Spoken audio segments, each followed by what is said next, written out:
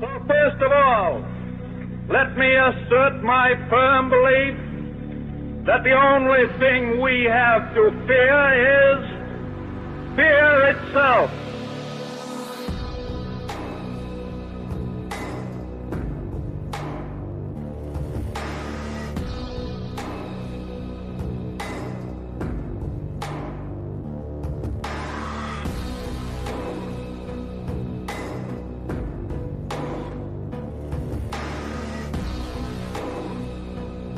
A short time ago, an American airplane dropped one bomb on Hiroshima and destroyed its usefulness to the enemy.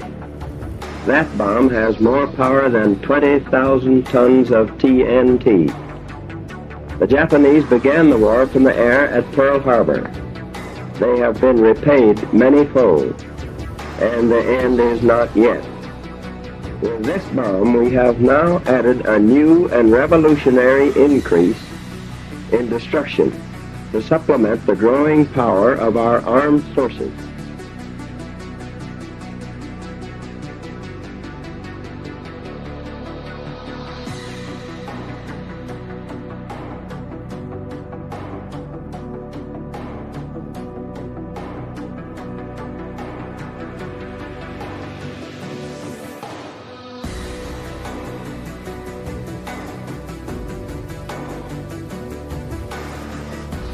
We have been compelled to create a permanent armaments industry of vast proportions. In the councils of government, we must guard against the acquisition of unwarranted influence, whether sought or unsought, by the military-industrial complex.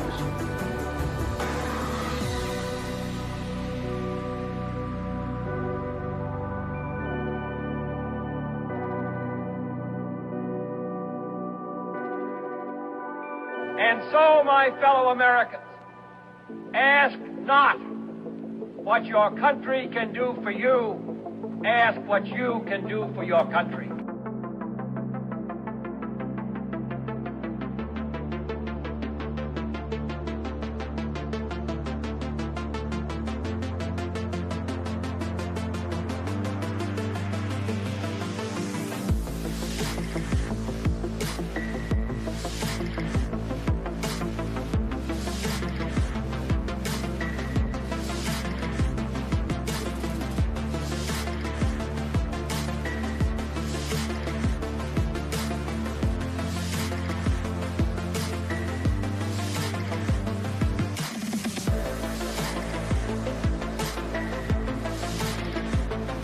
I have a dream. My 4 little children will one day live in a nation where they will not be judged by the color of their skin, but by the content of their character.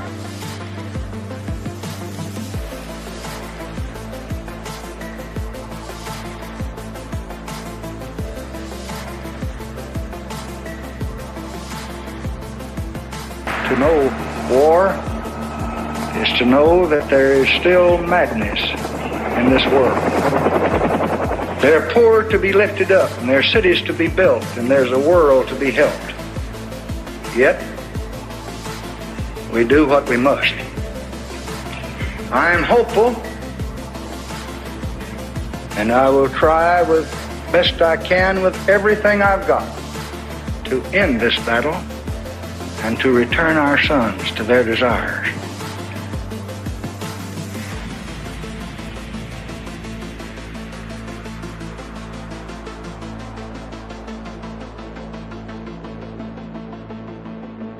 I thank everyone who acts in support of Ukraine, in support of freedom, but the war continues. The acts of terror against peaceful people go on.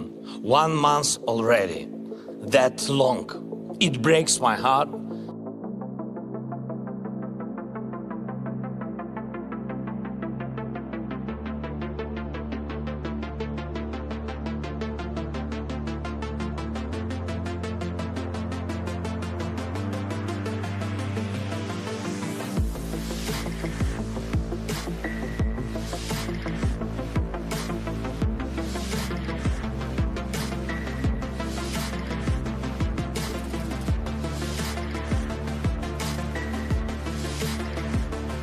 throughout the long and difficult period of Watergate, I have felt it was my duty to persevere, to make every possible effort to complete the term of office to which you elected me.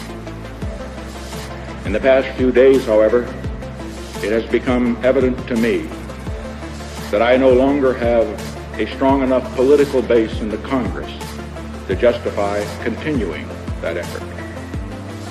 Therefore, I shall resign the presidency effective at noon tomorrow.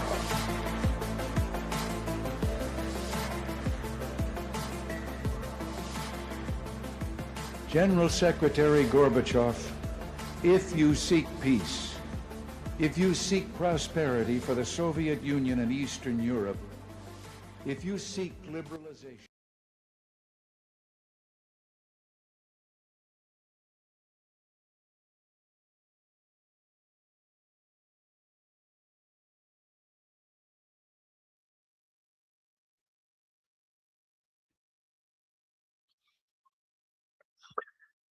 All right, I think we are live here, everybody. We're trying to go through some technical difficulties here, but I want to welcome everybody to our show. Got our bad echo still, unfortunately.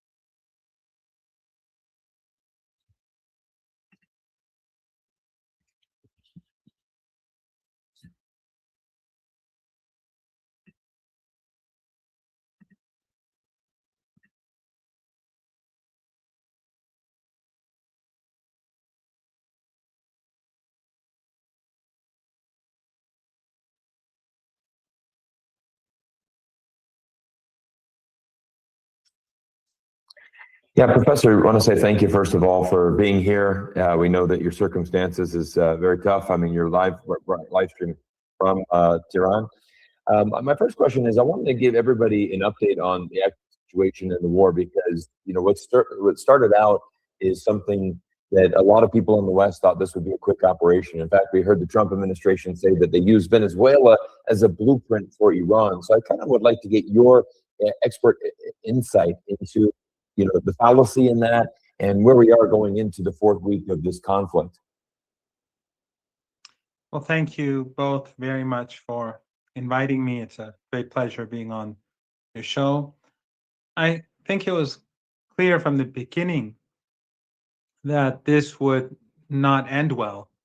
And I've been saying for years, literally, that if there's an assault on Iran, taking into account the fact that US bases exist in all the countries in the Persian Gulf, and those bases are used against Iran, all those Arab family dictatorships in the Persian Gulf will be considered as complicit in the war. And in the eyes of Iranians, they obviously have blood on their hands. And of course, during the 12-day war, we saw that Iran retaliated against the Israeli regime. And it was ultimately Netanyahu that needed a ceasefire. We know this through Steve Bannon, who said this at least twice that I know of, where the Israeli regime during the last days of that war were asking Trump to help them get a ceasefire. So Iran's retaliation to the Israeli regime is, of course, something that we should expect. We already saw that. Excuse me. And Iran's retaliation against the United States is also something that we should have all expected, and something that I and I'm sure others have said would happen earlier.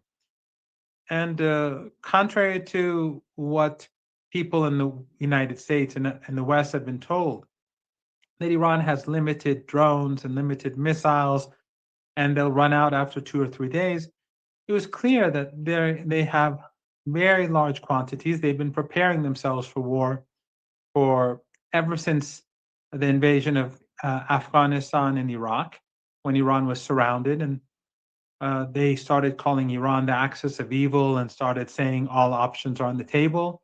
So Iran began building all these underground drone bases, missile bases, developing drone and missile technology, and underground factories. As we speak, Iran continues to produce drones and missiles.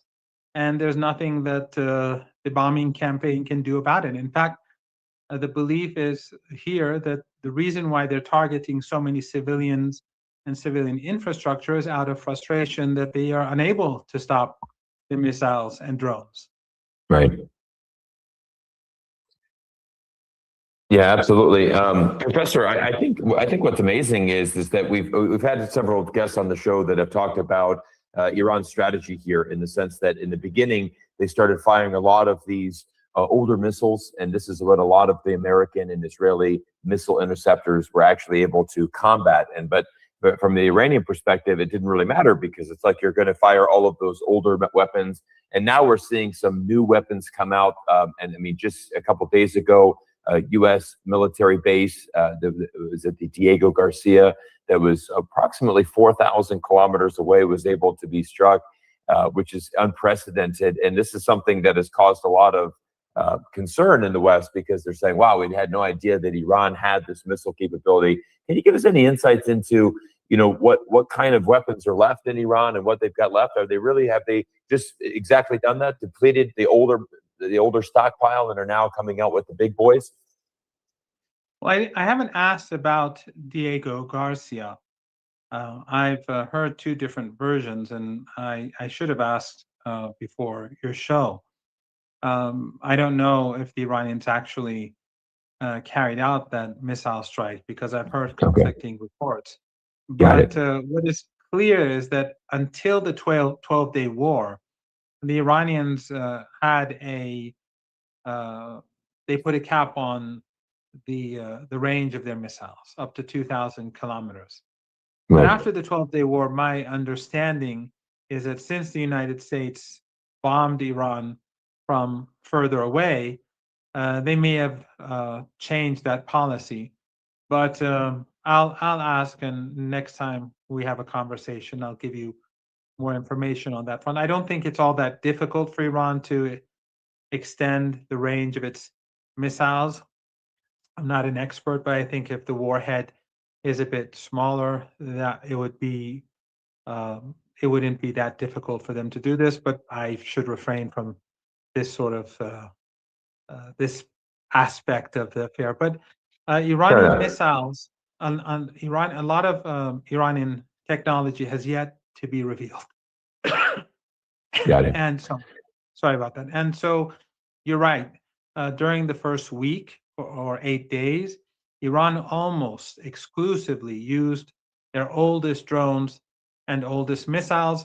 Some got through, but they were mostly used to empty the air defenses, and which, of course, as everyone knows, are extraordinarily expensive.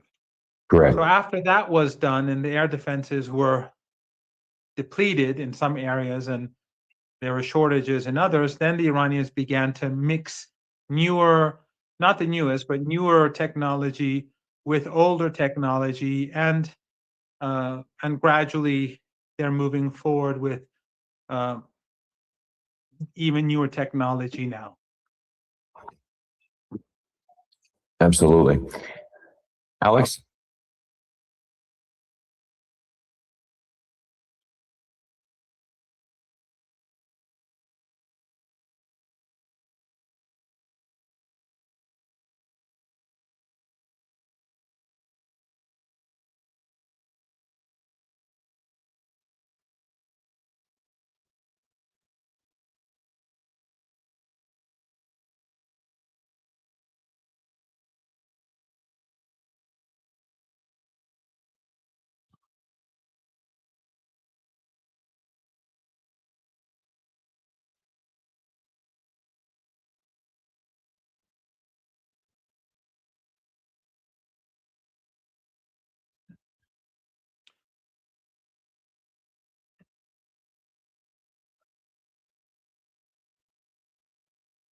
Well, Tehran is a very large city. It's very at this time of year, it's quite beautiful. The mountains are full of snow to the north, and and then that snow gradually melts, and you have that snow is basically what makes the city green, and it's a sprawling city. So sometimes they may bomb the west side of the city, and you won't even hear it on the east side. So I'm living separately from my wife and family. I live in isolation because I'm potentially a target. I am apparently a target because of some. Uh, anyway, on Twitter, they've put a bounty on my head, Right. and yeah, it's quite odd. But anyway, so my wife, for example, she's on the other side of the city. My children, they're also separate, and sometimes they hear things I don't. Sometimes I hear things they don't. But sometimes carpet bombing happens. Hospitals have been bombed. Double tap attacks have repeatedly taken place. I've put a clip of one where a woman who survived the first wave was killed in the second wave, and she was filming herself. She was obviously very terrified. A friend of mine witnessed a double tap attack in a square in the center of Tehran. And an Iranian journalist, an Iranian American journalist who works for, I think, Dropsite News, he told me that he went to one of those places where a double tap attack took place, and the survivors were telling him how when the first responders went in to help, then the Americans and the Israelis, or whichever, because they're in this together, they struck the first responders. So that happened. They bombed the central building for the Red Crescent Society. They struck bases belonging to the Red Crescent Society, which is a sister organization of the Red Cross. They've bombed the central building for emergency services in Tehran. In other words, they bombed schools. They bombed stadiums. They bombed gymnasiums. They've bombed apartment blocks. The night before last, they slaughtered 7 kids in one building. I think maybe those kids were there together. Their parents probably put them there together so they'd be less afraid, and they were all killed. So that happens. But if you drive around Tehran during the day, in most places you don't see anything because it's a huge city. It's like New York, but then perhaps bigger than New York. But if you it is bigger than New York. But if you drive around a while, you will see destroyed buildings and infrastructure, and they even bomb police stations, local police stations, because they want to destroy the fabric of society. But most of these buildings were emptied before, at the very beginning of the war, because they knew that's what they were going to do. That's the lesson they learned from the 12-day war. And so life does go on.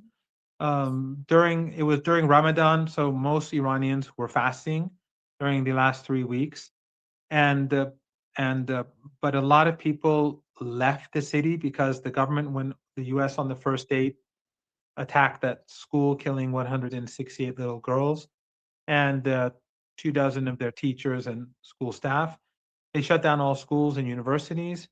So, and then they encouraged people to leave Tehran, whoever didn't have important things to do. So during the last 3 weeks now, it's not been crowded. Now we're on, it's the Iranian New Year. Today is the second day of because the first day of spring is the Iranian New Year. So we're on the schools are on a 2-week holiday every year. So Tehran continues to be not to be very crowded. So, but it was getting a bit more crowded during the last 3-4 days before the New Year. but never like normal. So if right now you go out, we're on holiday. This is the holiday season. It's like in the United States during Christmas and the New Year. So if you go outside in Tehran, there'll be very little traffic. One thing that I should point out is that every night across the country, people go to the streets and they participate in huge rallies to support the war effort. And sometimes they bomb these rallies. This is something that you may find like unbelievable. But I was in one of those rallies, which actually the one that I was at took place. I was at two of those rallies that took place during the day on both occasions. In one of them, the missile struck and murdered one of the participants, a woman. And a rally a couple of nights, I think 3 nights ago, was bombed in the city of Anzali. I put footage of the strike on the rally. And another one was struck in the city of Hamadan, I think 5-6 days ago, maybe. Yeah. We had some technical difficulties. I think Alex's question, a lot of people were saying that Alex didn't have audio there. I thought just to fill in everybody on that, if we weren't, Alex asked a fantastic question. He just asked the professor, what is life like? What is life like in Tehran? Give us a kind of an insight into the daily life there. I mean, this is an incredible insight, which the professor, thank you for answering that. I think what we can really say is the resilience, right? I mean, you have an unprecedented attack on Iran, but yet, right now is the Iranian New Year. People are trying to live their lives. Obviously, life must go on no matter what happens. But it is absolutely remarkable what the people are going through. Like you said, every single night they are rallying in the streets. Alex, you want to do a sound check? Maybe our comment section.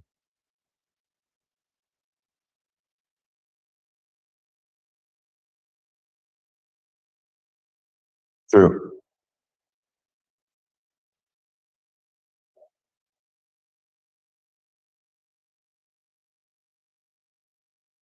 Okay.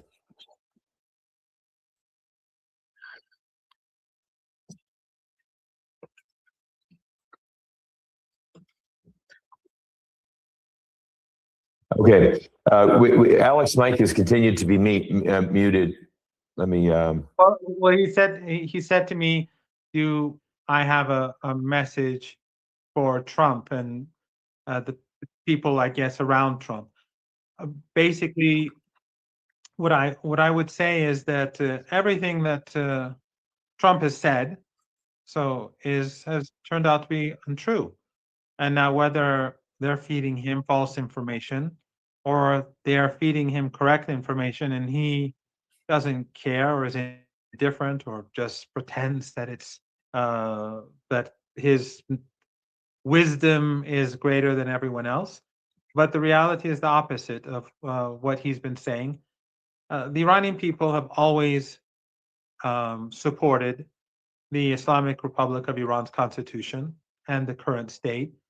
And many polling institutions have done research on this, both in Iran and abroad. The University of Maryland. This is these Western narratives that it's an unpopular regime. It's about to implode. Everyone hates it. These are basically narratives to help justify aggression and hostility, and it hasn't worked. I mean, we had a 12-day war 8-9 months ago. Iran was supposed to be a house of cards that would collapse. It didn't happen, and now again, the same thing. They pretend that it's a house of cards, and it didn't collapse. And people in huge numbers are literally. For a week we didn't have a leader. Yeah. And but the people kept the country together. That, I think, is an extraordinary achievement for a whole week between when they chose a new leader. During that week, it was basically people on the streets running the ship. Right. And the second is the information that they feed him or they don't feed him. I don't know. True or false information about Iran's military capabilities. From the beginning, they said they were going to run out of missiles and drones, and they've destroyed it. the Navy, they've destroyed it, they've destroyed the Air Force, everything has been destroyed, it's been obliterated. But now he's begging countries across the world to come and help, and they're all saying, don't look at me. So, I mean, the Iranian Navy, overwhelmingly, the Navy that's useful for warfare, is in underground tunnels alongside the coast of the Persian Gulf and the Gulf of Oman. There's speedboats with missiles that will come out just like the missile cities and drone cities that are underground, and they will come out when the time comes.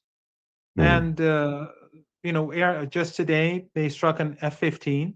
The Iranian air defenses, they put them away and they bring them out to, when they feel it's a good time that they think they could bring down aircraft.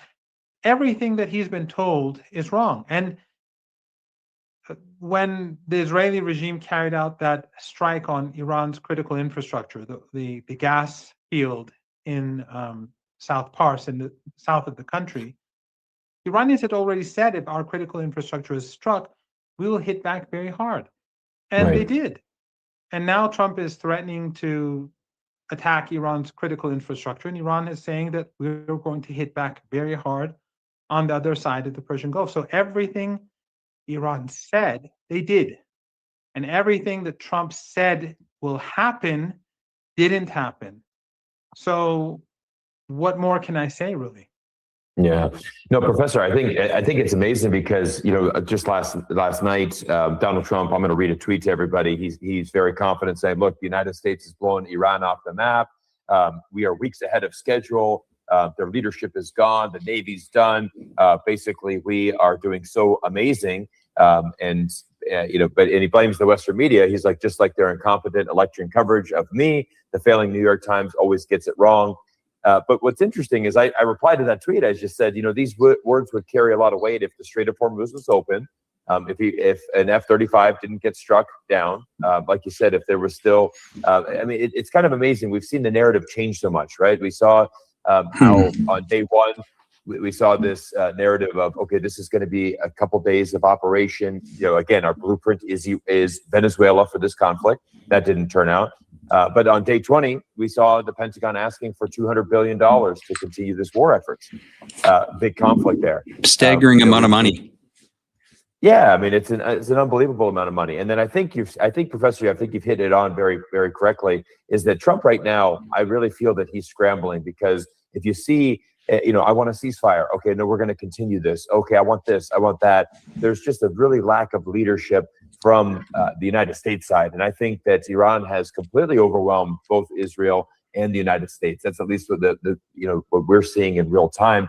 I want you to talk a little bit about the Strait of Hormuz and just how important this is, and how Iran is able to control this critical choke point to the world economy, because a lot of people think it's about oil. It actually goes much beyond that. It goes into fertilizer. It also goes into food, for the other Gulf nations. There's a lot of things that are connected to the Strait of Hormuz. I'd like for you to break that down for us and for the audience, just so they know how important that is and how Iran is able to really control that. Sure. Just a couple of things to add to my argument. Sure. Trump and Hegseth said that in Yemen, they'd win the war and they were destroying the Houthis, or Ansarullah, the Yemeni armed forces, and every day they would give updates and say they demolished them. And then after 7 weeks, Trump said they capitulated, and then he walked away.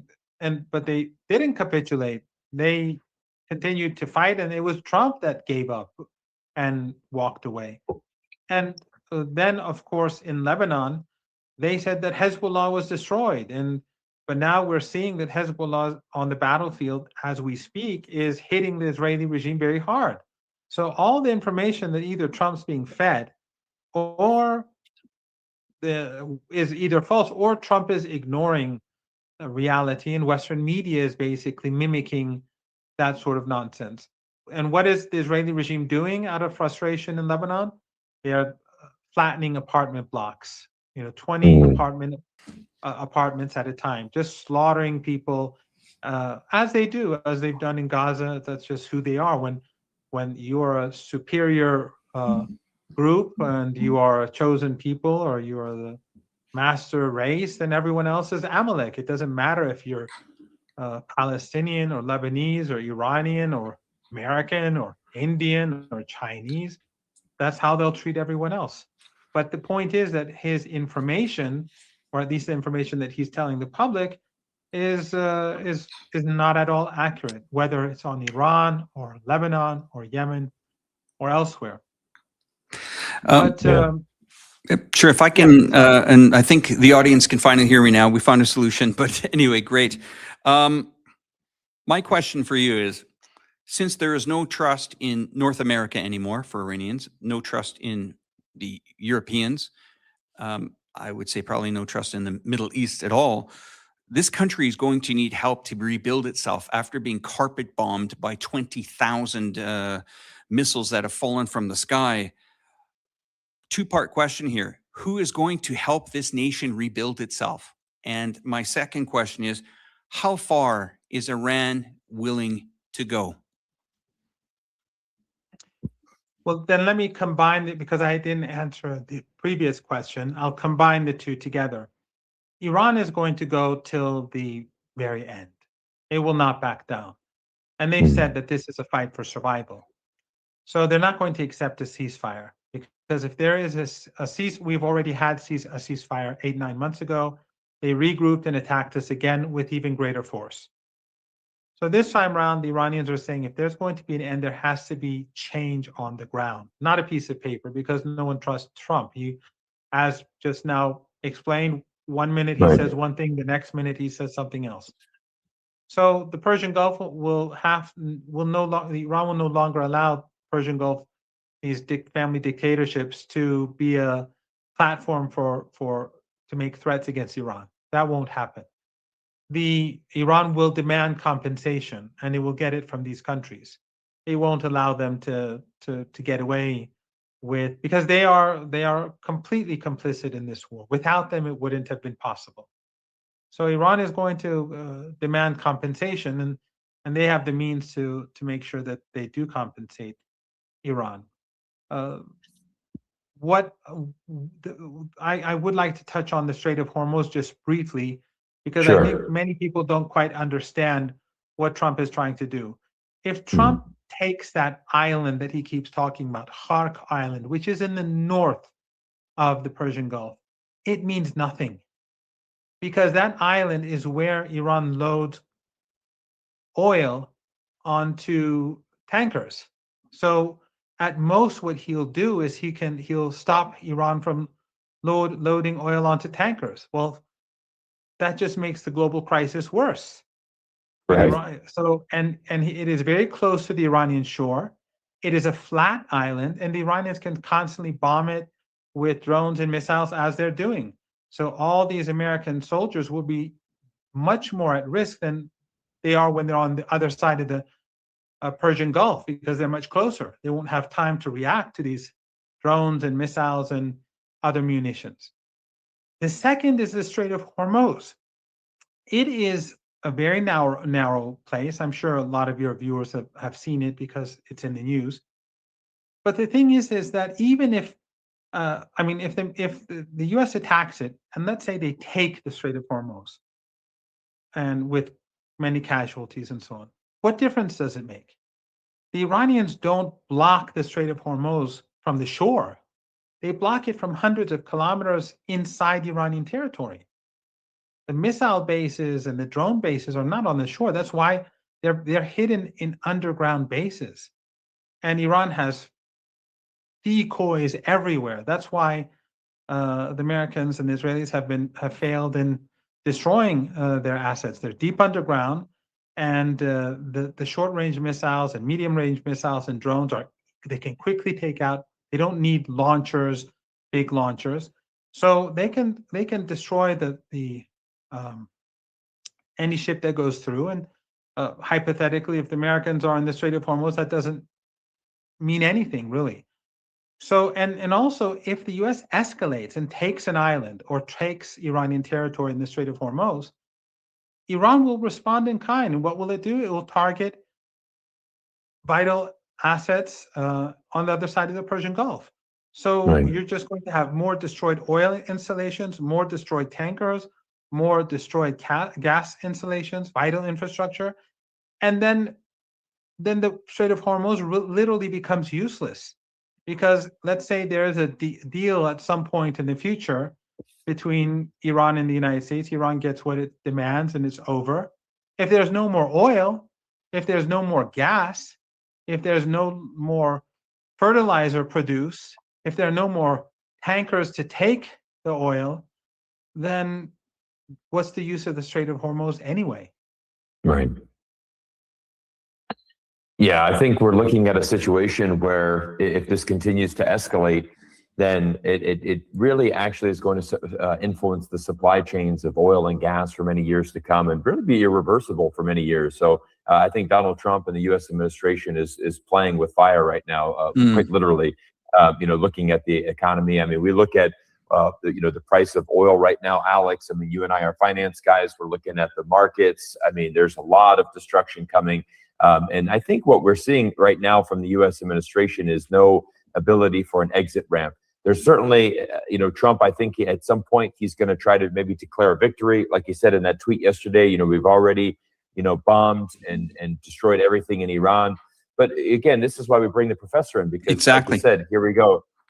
Tehran, a huge city, bigger than New York City. People are going in the streets every day. Life continues going on. There's support for the leadership there. The country is moving forward, as you have to do. You have to find a way to move forward here. And like Professor said, there's going to be fighting until the end. Until that there is an actual change here. Professor, I have a question about, what is the sentiment in the Middle East right now in regards to Israel and their potential use of a nuclear weapon?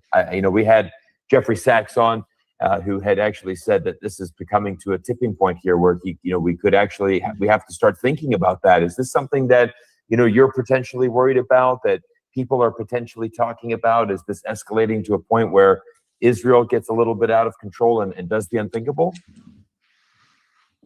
Well, a couple of things. One is that the United States has sacrificed its image across the world for the sake of the Israeli regime by supporting the genocide in Gaza. And Iran's sin is basically because Iran opposes what's being done to the Palestinian people. And now, as Iran strikes these bases and U.S. assets in these Arab regimes in the Persian Gulf, across the Arab world, people are cheering on. They dislike these despots, and they dislike the United States because of its policies.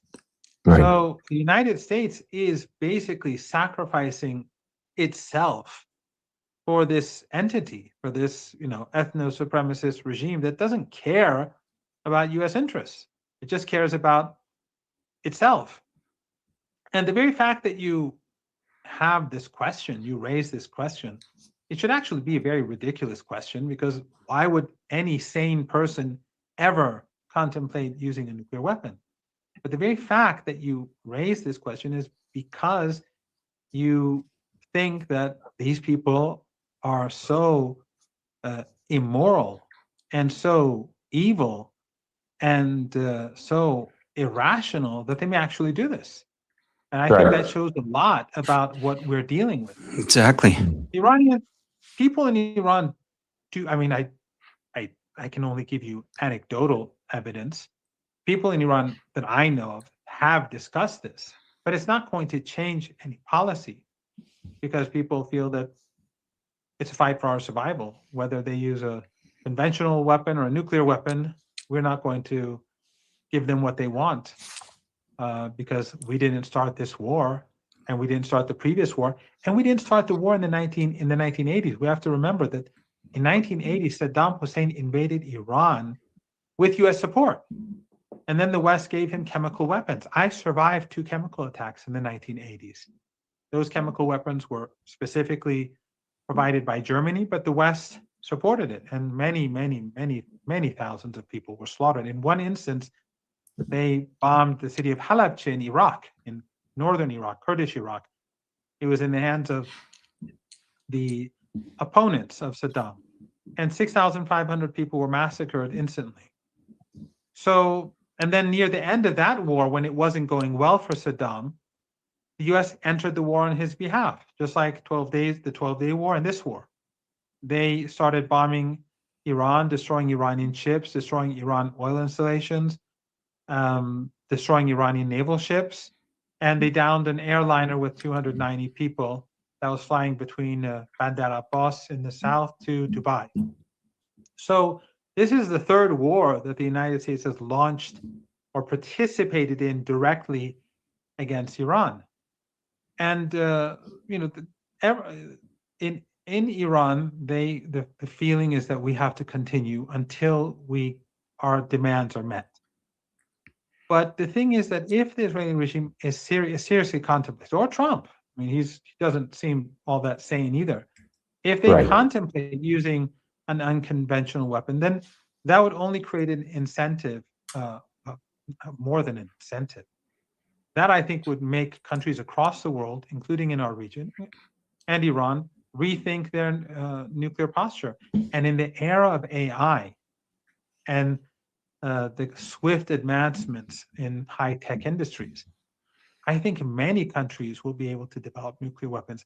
And why wouldn't they? If they see that nuclear weapons are being used now, then everyone is going to go after nuclear weapons. That would include small countries.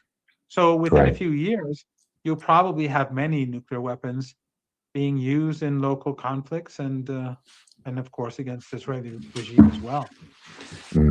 Professor, I just want to tell you that I'm Canadian. I don't know if you know much about me. Cyrus is American. There are a lot of people that are supporting Iran, and my audience as well has, over the last 6 months, expressed their concerns for what's going on in the United States with the Epstein class there. To me, I don't know how the Iranians can withstand this type of aerial bombardment, these threats from the US government that has said I think it's now within the next 36 hours, of course, publicly has admitted a war crime in print, saying that they are going to, once again, obliterate the entire electrical system in the country. How are Iranians going to deal with this? Well, you know better than I that in your continent, they've done the same thing to the Cubans. And it's really amazing that even Trump's opponents, they're not outraged by these statements, as you pointed out, stating that he's going to commit crimes against humanity openly before carrying them out. And you don't see outrage from the Guardian or the New York Times, because left, right, liberal, mainstream left, conservative, it's all Epstein class control. The media is controlled by the oligarchy, and the same people who control the government. So the media, it doesn't matter. There may be infighting, but it's not because of the crimes being committed against other countries. It's because of their own, anger and hostility toward their own infighting. When Trump lost the Supreme Court ruling over tariffs, he was angry. He did I'm sure you recall, a news conference, and he said, I cannot impose $1 of tariffs, but I can destroy countries. And I think at that time he was alluding to Cuba, the fact that he can strangle the country, and no one was shocked. There were no media outlet was saying, this is crazy what he's saying. So the problem in the West is of course this Epstein class and the control they have and what they're doing to the world and to the West itself and to the United States too. Iran has no option but to resist, and they are steadfast. And I think that Iran, the fact that Iran has thousands of years of heritage, and in addition to that, its religious culture, I think, and the role that the grandson of the Prophet Hussein played in fighting the despot of his era in support of the oppressed, that is very deep in the collective psyche of Iranians. That story in Karbala and his sister Zainab. If you come to Iran on the anniversary of his martyrdom in Karbala, it will be it will be a different place than any other day. It's just unique that day. Those 2 days when they celebrate his resistance, and so there's a strong sense of among Iranians of the need to oppose oppression and to support the oppressed.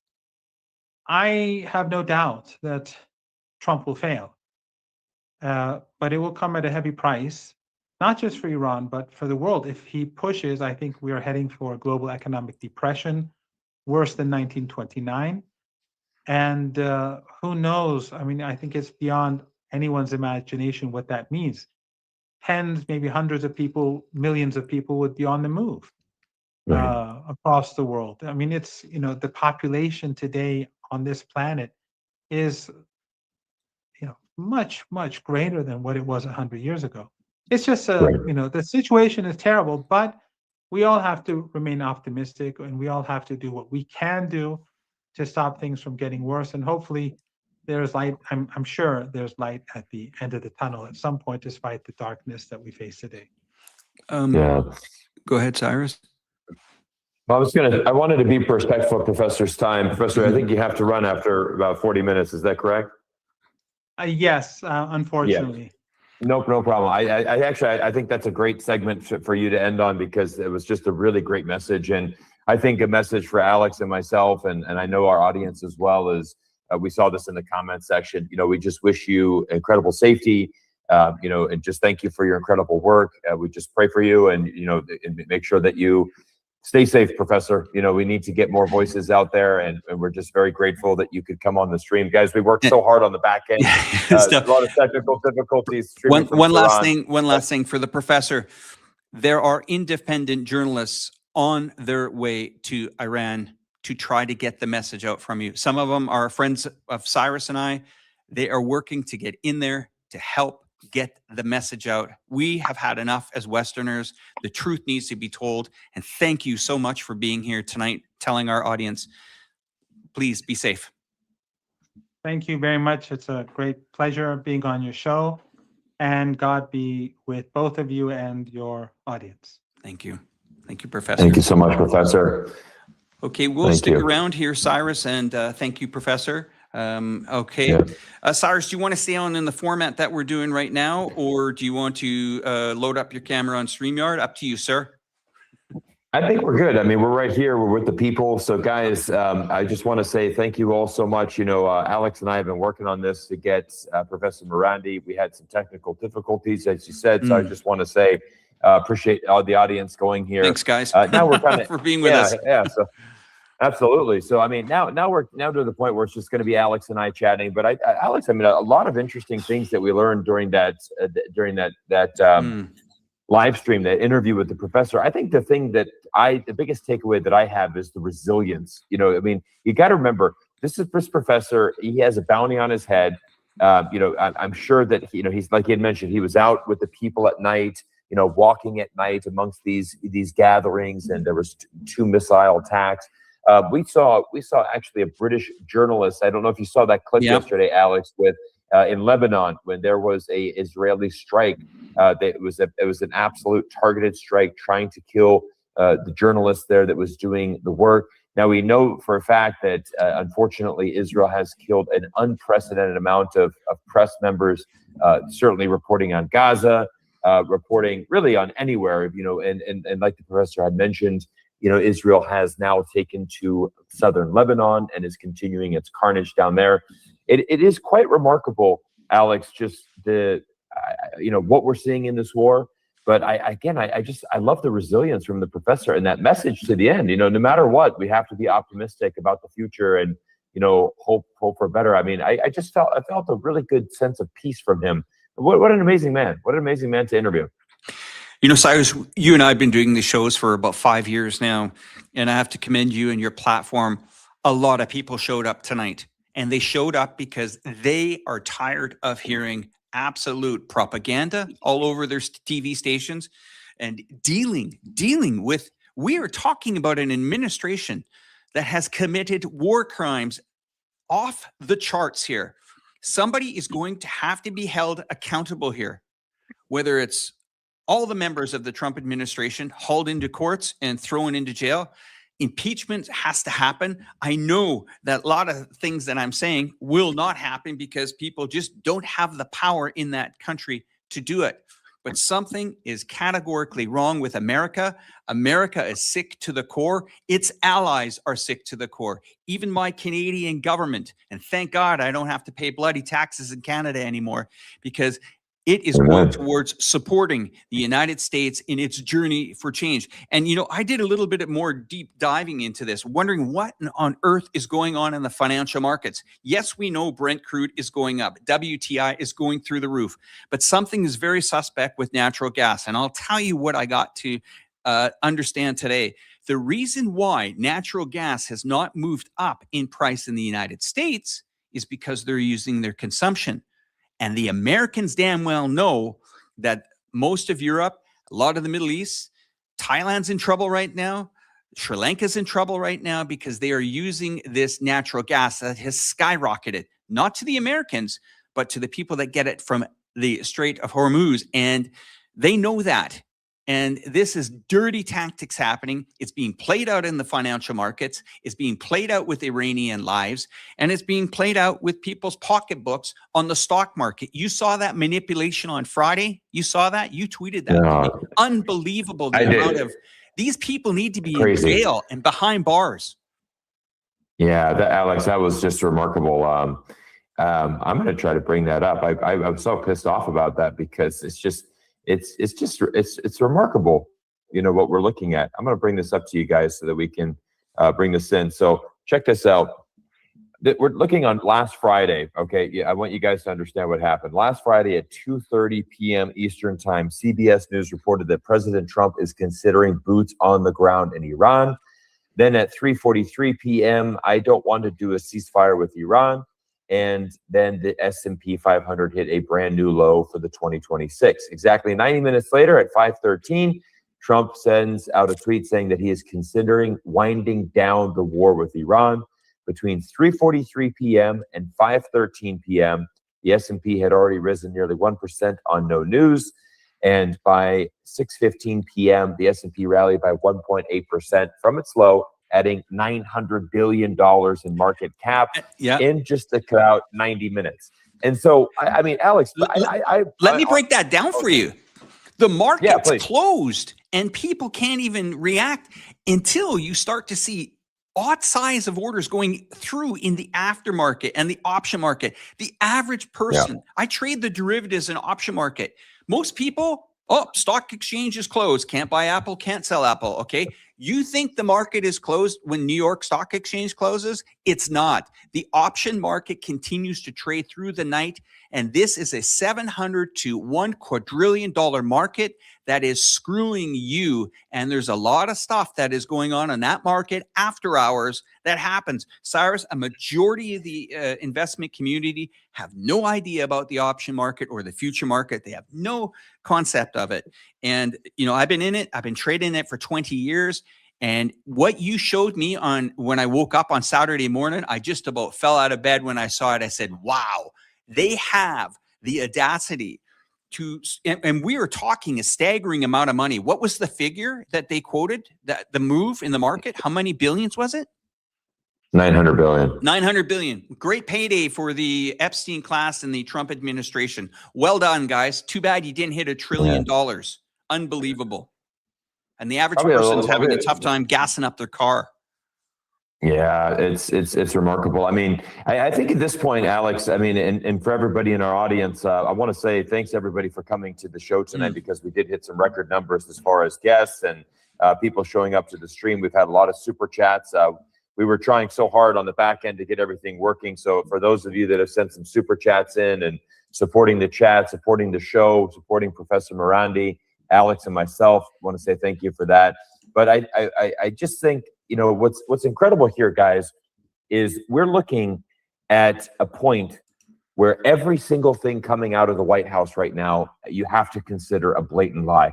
And I think when we go back to the very beginning days, if we remember that clip, Alex, from what is his name? Marco Rubio. Marco Rubio. Basically, Marco Rubio, who said, we attacked because of Israel, and then he tried to walk that back the next day. You look at Pete Hegseth there's the flip-flopping that's going on inside the Trump administration is remarkable. There's another thing that I'm kind of noticing on Twitter. I'm very active on Twitter, or X as we now call it. And that is that we've seen a tremendous amount of MAGA supporters, starting to leave Donald Trump and really reverse their support here. And I think what you're seeing is that, unfortunately on Twitter or on X, there's a lot of control from, I think, Elon Musk and the algorithm, because it's remarkable that we're starting to still see this movement as far as, the MAGA movement, the far right voice. I would say the very far right wing voice is very active on X. But I would say that it's not representative of the country here, Alex. I'm here in the United States. People are not happy about this. This is a blatant lie from Donald Trump as far as his campaign promise. War crimes. But the sticking point here is that we're now contemplating getting boots on the ground. And the problem is, Alex, is that we've analyzed this before. There really is no logistical way for the United States to actually get men on the ground there. And I think, as the professor pointed out in today's stream that was so brilliant, there is so much technology that Iran has not debuted yet. And you know what's remarkable, Alex? I want to tell me, have this as and just so you know, Cyrus, before we carry on, I have posted all. You might not see it on your screen, but I have posted everyone's super chats and supporting for the live stream. If I can just take a moment just to thank everybody one more time from Cyrus's audience and my audience as well. At Jane Penfold 8882, thank you very much for your contribution. Shame on Elon Musk, as she said, and X. Sending love from Carlos Joland. Thank you very much for the super chat for Cyrus's channel. Great show. Another super chat from Kiki Mora. Thank you very much for that. I pray for all the people of Iran. Keep strong. Thank you for the super chat as well. And Dark World Secrets DWS DKK 100. Thank you. Great show. Thanks for inviting Dr. Mohammad Marandi on to the program. And last, thank you, Cyrus, for your wonderful discussion from Professor Marandi. God bless the world. That's all the super chats there. Back to you, Cyrus. No, perfect. No, again, these live streams wouldn't be possible without our community. I think we had over 10,000 people. I can't see on I know 11,500. We had about 15-20% from my audience. Thanks, guys. This is amazing how much turnout we are now getting for these live streams. Again, this takes a considerable amount of time of Cyrus and I, but we love doing it. Pretty much, I have to say to you guys, we've been nailing the market here, what's been going on over the last few months, and actually predicting these things that are happening. And how we come up with that consensus is a lot of you leave comments on our videos and engage on our videos. And this really helps us look for things. If you see something that is very interesting, something that we have to look at, drop a comment. You read comments, Cyrus, right? Lots of them. Yeah, absolutely. No, so Alex, I want to share another tweet here. I wasn't able to, load this up, but I want to. Do you want to send me the link if you can? I can try to load it. Yeah, I can do. Okay, let me try. Let's see if we can load that up. And I'll bring it up for you. You keep chatting away there, sir. But yeah, I have to tell you, it's been an extraordinary last couple of weeks here in China to watch this from afar and to see how the Chinese have actually really dealt with this here. Chinese are becoming diplomacy. Oh, that reminded me of a comment that I wanted to share with you. I know you're going to get a kick out of this. So you remember in the live stream when the professor said that the majority of the Iranians are supporting the government there? Right. I came across a tweet yesterday, and as many of you who follow us for a long time know, obviously Alex and I were more experts on China. We focus a lot on China. Obviously, Alex is based in Chongqing. I started this channel predominantly about China and still focus on that. But we've now expanded our efforts more into a broader geopolitical show. The interesting thing here, Alex, I saw a guy that basically sent out a tweet. He's some American scholar. He has written a book about China. And he said, it is basically known throughout China that almost every single Chinese person hates the president of China. And what was so interesting with this, Alex, is that I said to the guy, I mean, like, this is exactly what the professor said. I wanted to bring that up because, guys, this is exactly what Professor Marandi said. We tell these lies to ourselves in the West. We have Western media constantly tell us these lies because all of a sudden it helps brainwash the local people in the United States, right? And this is what you'll hear. You'll hear a lot of times, well, you know, Chinese people, you know, they're desperate for a change. They would love to have democracy. They would love to vote for their president. Most Chinese people don't like the government there. But actually, when you go on the ground and you actually talk to Chinese people, you get an entirely different perspective of that. And we have the evidence of that. We have Harvard came out with a 10-year study, basically came to the conclusion, wow, over 92% approval rating because we've gone to the villages. We've done a 10-year study traveling all over China to asking people of every different province and city, every sector, every population, every age group, every income level. And this is the data that we found. And it's very hard to see that. But we've seen the same mistakes in Iran, Alex. And that's the same thing is that, look, all of these people absolutely hate the regime. And I'm not trying to say that the government in Iran is perfect, and that there aren't people that are wanting a different change there. But the problem here, and again, we've had many analysts on the show, this is an important fact for everybody to understand, is that the United States cannot cause a regime change from an air campaign. This has never been happened in the history of the United States. We've never once done that. And again, I mentioned to you earlier, Alex, the flip-flopping that we've seen from the Trump administration, right? We saw day one, Donald Trump, first killed the supreme leader. And then immediately, what was his message? He said, Iranian people, this is your chance at freedom. Go to the streets, seize your opportunity. By the way, the United States won't be there because we're not putting boots on the ground. No, they're only trying to bomb people into freedom. Yeah, but this is your chance, rise up. I mean, this is the audacity right now of the U.S. government because we're looking at it like, okay, what do you think is going to happen? You're going to kill the supreme leader and all of a sudden, just magically, a brand new democracy sprouts out of nowhere? It doesn't happen like that. And Alex, as we've seen over the past, over world history, the United States has never launched an air campaign where we've bombed somebody and then all of a sudden a better situation has arisen. So again, I had some friends text me this week in Florida. They said, Cyrus, at the start of this war, I was really behind this because, I really feel for the Iranian people. I really want a regime change there. But now all of a sudden, Cyrus, I'm watching your videos, I'm watching your interviews, I'm seeing your live streams. I don't think that's actually possible. It looks like we're making a colossal mistake. And I said, yeah, I'm really glad that you're watching these videos and that you're educating yourself because mainstream media is not going to do it. This is why Professor Marandi, people don't want to hear him, right? I was chatting with my father and I was telling him, I said, Dad, Iran was just able to take the Diego Garcia. Were you able to load that thing on the stream? It's on this. Yeah, it's on the screen now. Arnaud Bertrand, just read the tweet there. I've got it on the screen though, just so you know. Okay, perfect.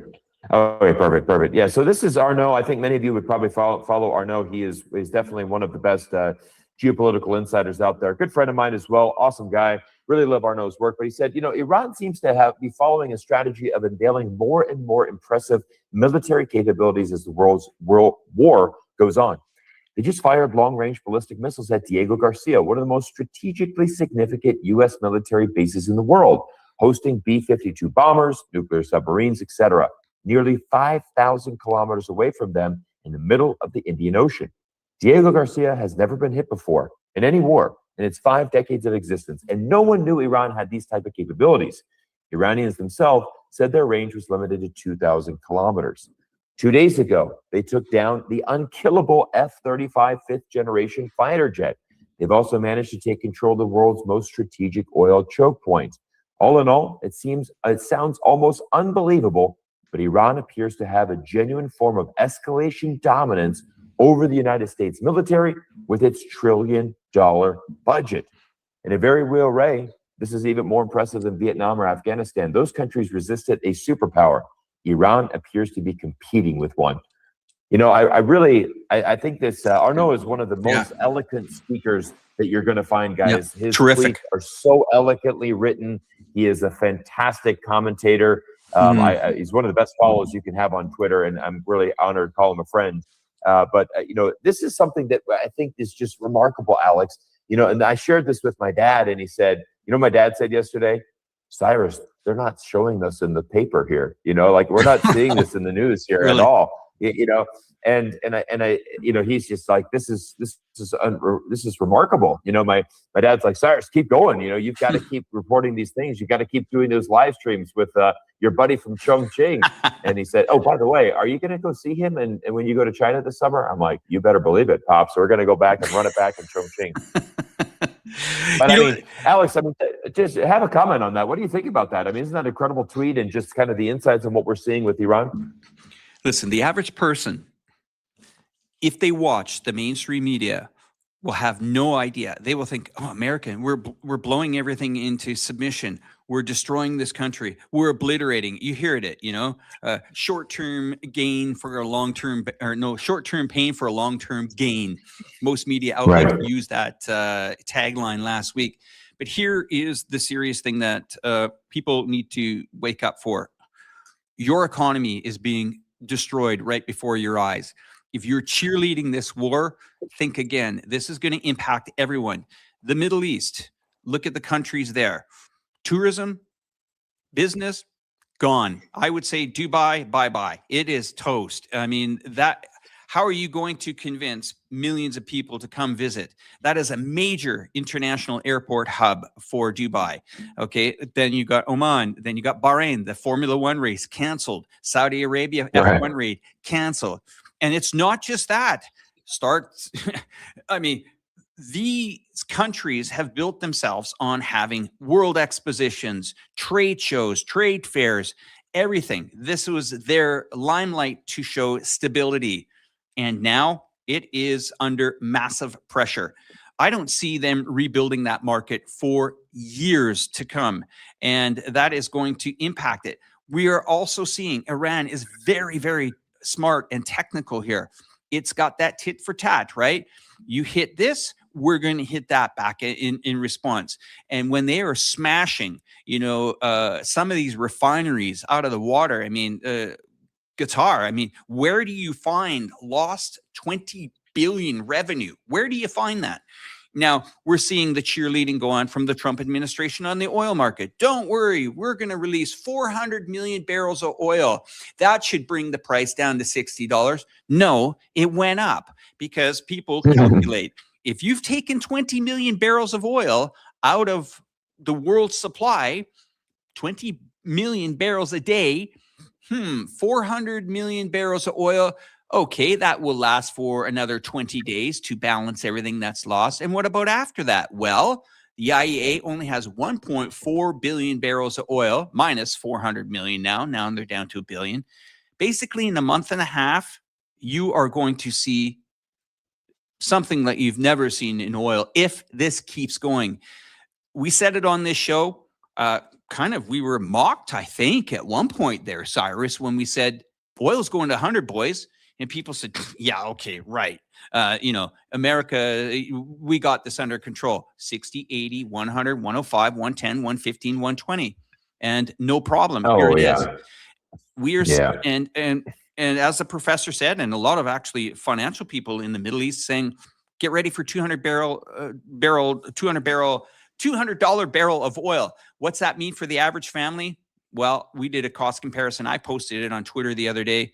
It's probably another $11,000 per household to handle that cushion. That's scary. That is very scary. Well, Alex, remember I had a friend in Vancouver, Canada, send me the gas prices, and I sent that to you. You nearly fell out of the chair. What can somebody put in the comments right now for my Canadians? Give me a liter of gas, price. And for the Americans, please put the price at the pump in the comment section right now. I'm very, very curious about this. Now, I did go to the pump here just out of curiosity here in China, and there hasn't been any price movement. So it's been moderate to a little. Got to remember, this is a new energy vehicle country. I think those new energy vehicles will be snapped off the shelf here once they arrive in Canada. Let's see. Have we got anybody responding into the chat about the price of gas? We got we got 450 in DC. We've got Toronto is 176 Canadian for the Petro 204 in Victoria. Now this is for a liter. So there's, what is that, 4.3 liters in a gallon? Well, sounds expensive. Yeah. $6 in California, always high. Yeah. Switzerland 250. This is very interesting. 365 in Central Texas, home of the oil and gas. Central Texas taking a brunt there. 479 premium. Holy moly! And you know that is going to go onwards. That's going to hit the diesel market, Cyrus. That's going to hit the Uber drivers that drive people around. That's going to hit the delivery service. That's going to hit the grocery stores. That's going to hit that travel, tourism, just right across the board. Alex, I'm in Las Vegas. I'm streaming from Las Vegas, as many of you know. Las Vegas, we are at 449, I believe, is when I drove by the pump, and then I think diesel's almost at 530 a gallon. You know, these are unprecedented prices here for the last year or two. I mean, it's been a while since gas has been that high. Luckily, I drive an electric vehicle, so it doesn't impact me at all. But Alex, I got an amazing super chat, a comment here. I really want to share here. Pull it up. Super chat. Let me bring it up. Okay, I'm going to put it on the screen. And guys, this isn't our normal streaming window. Today, it was very complex to connect. Got to remember, very extreme conditions. The internet is in fact down in Iran, and for us to get Professor on took some logistical training early as 4 in the morning to get here to actually make this happen. So bear with us. Next week, we're going to be back with an amazing studio. Okay, I'm going to go to the super chats here, and I'm going to bring them up. And one moment, let me scroll here. Wow, there's a nice super chat coming up right now. Okay, so let's just go through this one here. Okay, became a YouTube member, and here is one here. Hallelujah Haven, is that the one you're talking about, Cyrus? That's the one. Okay, yeah, I want to say Hallelujah Haven. So first of all, Hallelujah, thank you for the generous donation. But I want to really talk on this because Tucker Carlson, I don't know if you saw that clip yesterday. Tucker Carlson did an amazing interview with The Economist, the magazine. So it is not about the right to exist, but about the responsibility to rightfully exist. The former is solely based upon the latter. Any entity that acts as aggressors, as Israel, has failed its responsibility to exist. Now, Alex, I want to say that this is a phenomenal comment because The Economist sat down with Tucker Carlson. And guys, you know, what's really interesting right now that's going on is there is a lot of very big hot topic names. For example, Alex, both of you and I have interviewed Scott Ritter in the last week. Yeah. Okay. Scott Ritter is one of the best insiders that you're going to find into this because why? He was a UN's weapon inspector on the ground in the Iraq war. And one of the comments that he said, and the professor mentioned this earlier as well, Alex, he said, the United States and Israel were very good at blowing up things. But as the Iranian professor pointed out, they've moved a lot of that stuff out. So yes, we can blow up concrete, we can blow up buildings, we can, you know, certainly blow up all of these different things. But is it strategic? Is it actually weakening there? You have to look at a country of Iran, 4 times the size of Iraq, extremely mountainous. There is a tremendous amount of tunnels, networks. I mean, you have to remember, Iran has been preparing for this moment. And again, I really want to, this is something that really concerns me. I'm going to get back to the Israel and the Tucker Carlson. Yeah. But yesterday, a lot of people were saying this. All of a sudden, Alex, now that they have launched this 4,000-kilometer range missile, this proves that they, in fact, were an imminent threat to the world. And then they started listing cities. They said, look, Paris could be attacked, London could be attacked, Berlin could be attacked, Madrid could be attacked. You know, there's all of these cities that could be attacked from Iran. My simple question to that is, well, why would they attack Berlin, London, Paris, Madrid? There's no reason to. You know, if we go on the same logic, Alex, I would say that we could easily say that the United States government is an imminent threat because we have missiles that could be launched anywhere in the world. We could literally hit any city in the world with the technology that we have and the missiles that we have. But obviously, the United States government, you know, they're not just going to start bombing other countries. I don't think Iran has any, you know, Iran was never going to bomb any of these Western countries. But the issue is right now is that you said is you look at, you know, you can say, you can counter that. You can say, well, Cyrus, why are they bombing? Why did they take Dubai? Why did they hit Bahrain? Why did they hit Oman, Qatar, all of these other countries? Well, all of these countries are housing U.S. military bases that are, in fact, launching these attacks against Iran. So from an Iranian perspective, again, guys, and this is not me being, and they're not hitting back either, Cyrus. You notice? No, they're not. And they're looking at this long term here. They're saying if we hit back, look out. This is going to, Iranians could actually obliterate them if they want to get nasty about it. Not only that, but you look at a country like Saudi Arabia. I mean, the biggest thing for Saudi Arabia is what? It's the petrodollar, right? That's the deal that they said, right? That was a deal that went back many decades. And the goal here, Alex, was we're going to sell our oil in U.S. dollars, okay, in exchange for security. We want the United States to back us in the Middle East. You have to have our backs. When Saudi Arabia is getting hit, when all of these countries are getting hit, now all of a sudden U.S. security doesn't mean anything. It means doesn't nothing. mean anything to these countries. It means nothing. It means nothing because we, the United States, we can't keep our allies safe in the Middle East.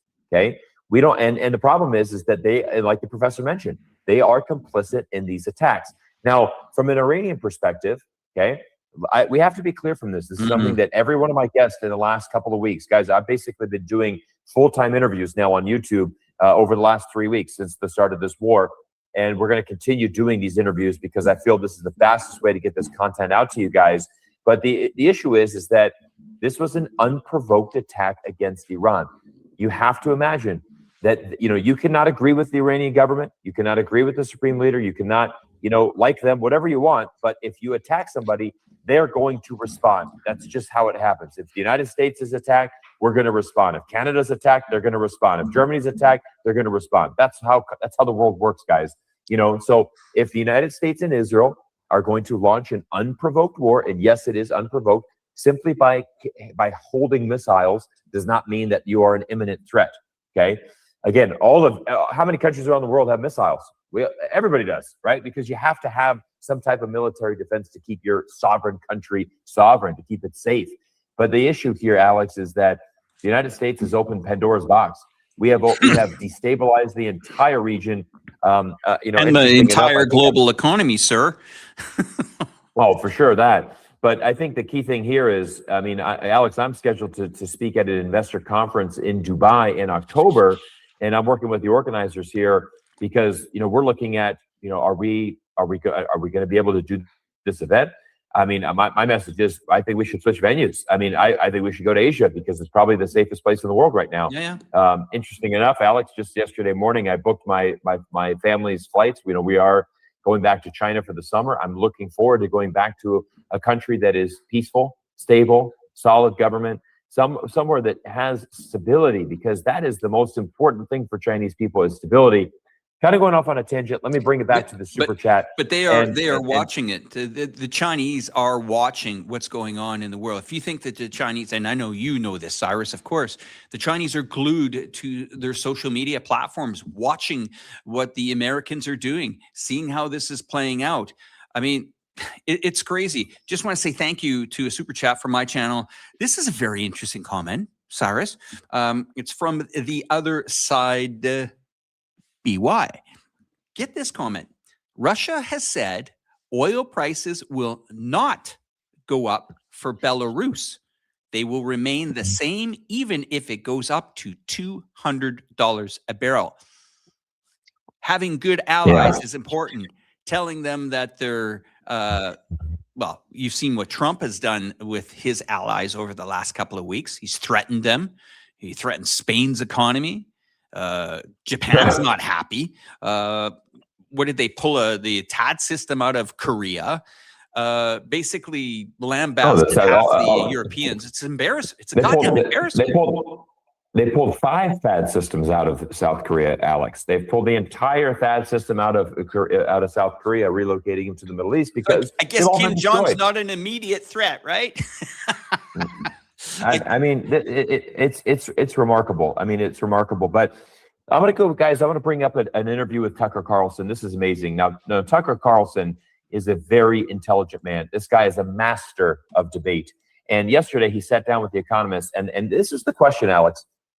The question was, Tucker, are you a Zionist? And the simple definition is that you believe that Israel has a right to exist. And Tucker brilliantly was saying, well, what is this right to exist? And I think this is such a great comment here, because there is no right to exist. You either exist or you don't. I mean, last time I checked, Israel exists. I mean, no one is denying that Israel exists. I mean, yeah, Israel's here, Iran's here, the United States is here. This whole right to exist is ridiculous. And the problem is I really just I want to say that is probably one of the best comments that I've ever heard. And so I want to say thank you for the super chat, but thank you so much for the bringing some common sense, to the discussion here. Is that you have every country right here? It is not about the right to exist, but the responsibility to rightfully exist. Yeah. And this is what's very dangerous to me when you have the United States ambassador to Israel, Mike Huckabee, who says, I would not mind that if Israel just controls the entire region. They should just take over all of the Middle East because they're God's chosen people and they should be able to do whatever that they want to do. Well, you know what? I had Jeffrey Sachs on the day before this attack, and Jeffrey Sachs, broke down from a theology perspective. If you want to go, to the Bible and you want to actually break that down, Jeffrey Sachs had an absolutely brilliant segment about talking how this is a fallacy, because he said, if you want to go the theology route, right? Jesus came into the world and Jesus said, look, I'm for everybody. It's not just for the Jewish people, right? And so actually that whole idea that, the Jewish people are somehow superior to other races, or that, they have more rights than other people. No, we are all in this together. We are one world, guys, right? This is the message here. And again, I was very, very inspired by how Professor Marandi closed that live stream out, his segment there, just saying, look, think about that. I mean, this guy has a warrant for he has a bounty on his head. Israel, no doubt, would like to take to certainly target him. I fear for, like you said, his wife and his children are in different parts of the city.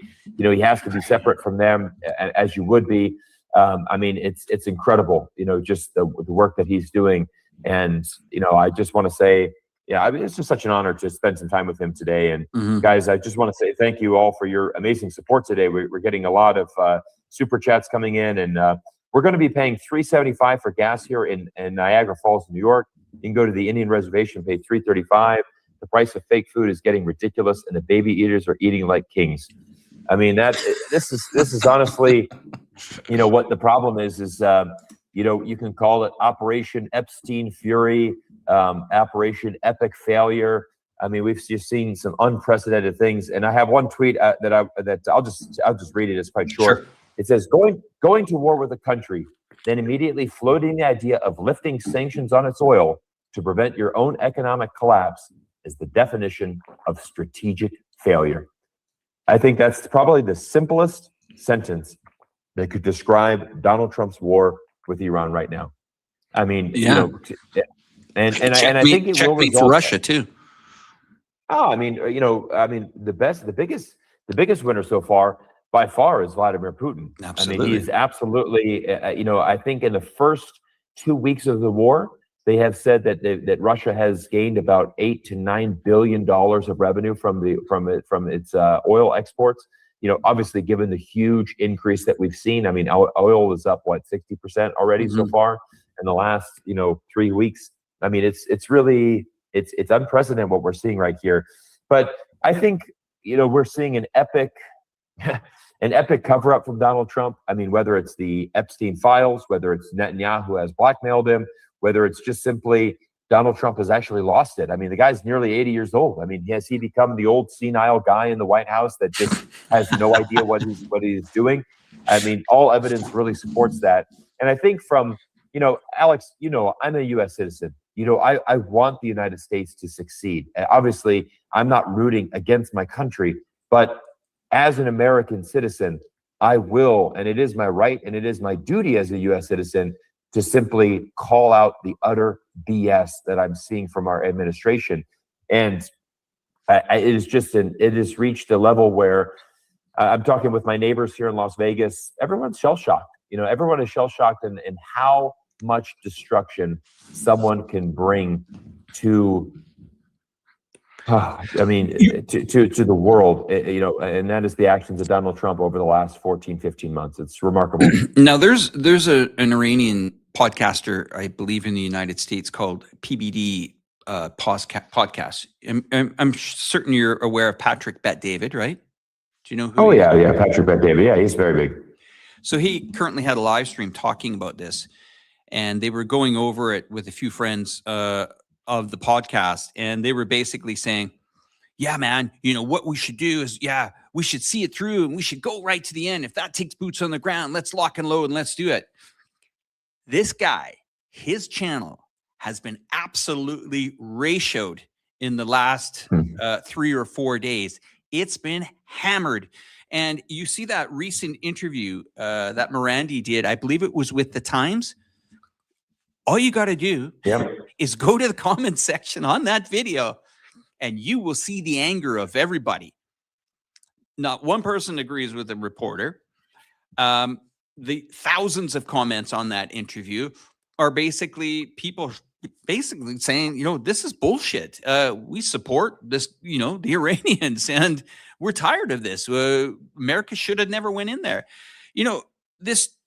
It's really these people that are, part of the Trump administration. And I don't want to hammer away on everybody, but do they really think the average person is believing what they say? If you listen to Tulsi Gabbard sit in front of questioning, I think it was a Senate questioning last week, her answers were strange. They didn't even make any sense when they asked her such simple questions.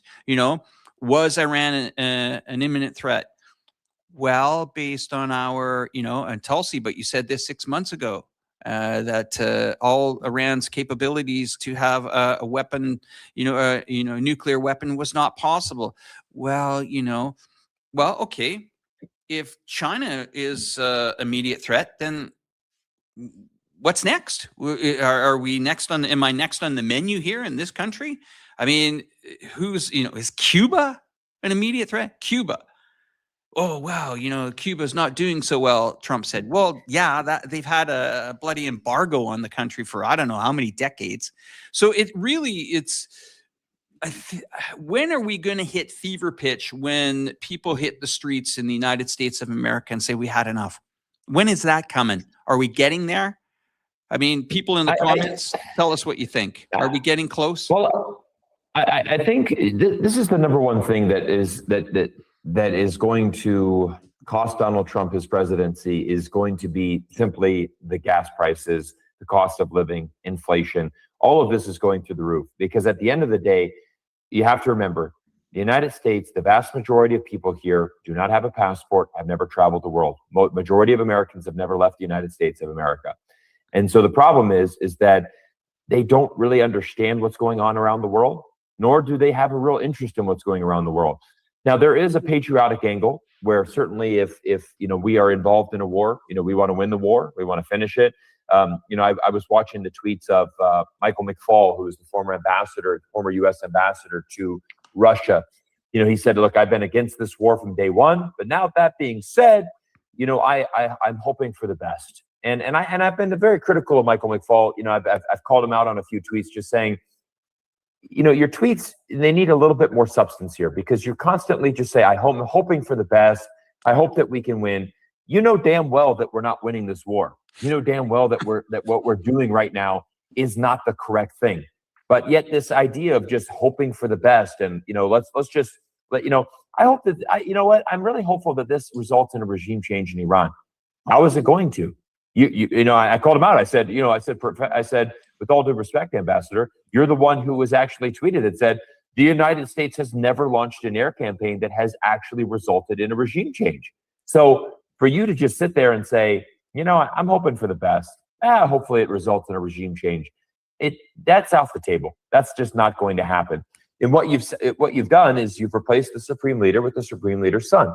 Not only that, when we had Chris from DD Politics on our live stream last week, Alex, he said, look, the original Supreme Leader that was assassinated, it was against religious beliefs to develop a nuclear weapon. He felt very strongly about that. He said, we don't want to develop that weapon.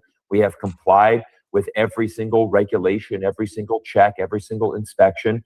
Tulsi Gabbard said Iran does not pose a imminent threat. It is not a threat to our nation. It is not developing these nuclear weapons. Tulsi's now flipped because this is what's happening in the Trump administration. I mean, you go back to, look at him, J.D. Vance, Marco Rubio. These guys were some of the biggest anti-Trumpers out there. Ted Cruz, huge anti-Trumper. But the problem is that Trump has consolidated power. He has become one of the most totalitarian leaders in the world today. And the simple thing is that if you don't fall in line with whatever he says, you will be eliminated. And you will be, and that's just what happened. Marjorie Taylor Greene. Look at Marjorie Taylor Greene. She is the one voice that actually stood up and said, look, I'm not fighting for Israel. I want to fight for the United States. I took an oath as a congresswoman that my loyalty is to the United States of America. And she resigned because she said, I can't put up with this anymore. And she has basically been, terminated from the Republican Party because of her stance. And so that's where we are in the United States right now. You either fall in line with what Donald Trump says, and that's how Marco Rubio, Ted Cruz, Lindsey Graham, J.D. Vance, all of these guys have fallen in line because they're able to advance their political careers. They're able to stay with Trump. And that's the problem. There is no backbone in the Republican Party. There is no backbone in Congress stepping up and saying and calling him out on this. But I am hopeful for the midterms. And I think that if Donald Trump does not get a hold of this economy, which will by far be the number one factor when people go to the booths to vote in November for these midterm elections, if they do not get a hold of that, Alex, if Trump does not get a hold of that, which all indications indicate that there's no way he can control this, right? Oil is going to continue to go up. Gas prices are going up. It's not get rocked. The 401k is going to get rocked. Yeah, it's not about that. I mean, there's nothing you can do right now. I agree with you. And it's not just about the cost of oil. It's the logistics. If you think about, getting the oil out of the Strait of Hormuz, that's one challenge. But getting tankers in is another. And Iran has that under control. Now, the average tanker or even cargo ship from coast to coast, depending on how far they're taking the oil, can be 20, 30, even 40 sailing days on the water. So a lot of these routes that used to come there, these tankers aren't just sitting there like at a gas station, these guys just chilling out. They've gone and they've been rerouted to other parts of the world. It's like if you want to bring an entire Navy fleet, people know that it's going to be on the water for quite a long time. But also these containers, these VLCCs, these take months to get into position. Now, no one's going to be sailing there tomorrow. Even if it ended tomorrow, we're talking 1 month, 2 months, maybe even 4 months before we will get back to even capacity. Then there's a lot of damage in that area. Refineries, docking areas, refueling destinations. So $50, $60 oil, wishful thinking. $100 oil, yeah, probably. Now, the average person would say, well, America has enough to produce for itself. Oh, really? Okay, well, maybe Texas oil is cheap to refine, but fracking oil up near the Dakotas in that country, $80, $85, $88 a barrel, they're going to be in a good mood to discount it to $60 for domestic market. Not happening. Americans do import a lot of cheaper oil for consumption as well to keep those prices down and to keep, cars getting on the road and Uber drivers and delivery drivers. And of course, United States is a country of containers and freights. You see them in the west coast of the United States. Containers come in from China, they hit the roads. They go on the 18-wheelers and they're delivered to those destinations. Well, those prices are going to come through. If inflation wasn't enough, you're going to be hit with oil inflation as well. And you think the Fed is going to reduce rates? They didn't last Wednesday, and they're not going to be for the near future. So he has a massive problem on his hand here.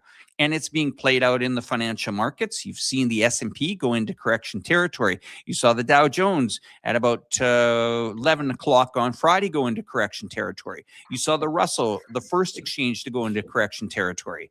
This is going to snowball out of control. And once the banks and financial institutions get in trouble, The housing prices go a bit haywire, and everyone. So as the professor said, the United States is not just there bombing and carpet bombing his country, unmercilessly, which is an absolute horrific thing for a country to go through. But it's a double-edged sword. He has pretty much decimated his economy. I don't see a comeback here. Even if they are manipulating the markets, I don't see a comeback here. If this continues a few more weeks, which we were told, 4 days, 5 days, something like that.